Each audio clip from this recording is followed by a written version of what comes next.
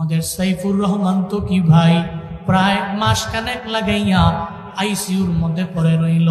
আয় আল্লাহ দুনিয়া থেকে বিদায় নিয়ে চলে গেল। কত মানুষের কান্নার আওয়াজ, মাও কান্না করে, বাবাও কান্না করে, ভাইয়েরাও কান্না করে। আয় আল্লাহ সন্তান হারানোর বেদনা মা জানে। আয় আল্লাহ কি পরিমাণে কষ্ট।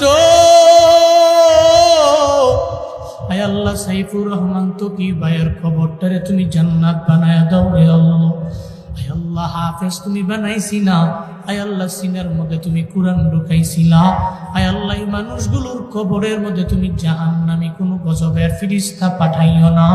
আয় আল্লাহ কবরটারে তুমি নূরে মুনাওয়ার বানায়া দাও রে আল্লাহ। আয় আল্লাহ নবী রওজার সাথে যোগাযোগের ব্যবস্থা করে দাও মালিক। ও দয়ার রব, আয় আল্লাহ তার কবরে তুমি সাপ পাঠাইও না। আয় আল্লাহ তার কবর তুমি জান্নাতের বাগান বানায়া দাও আল্লাহ।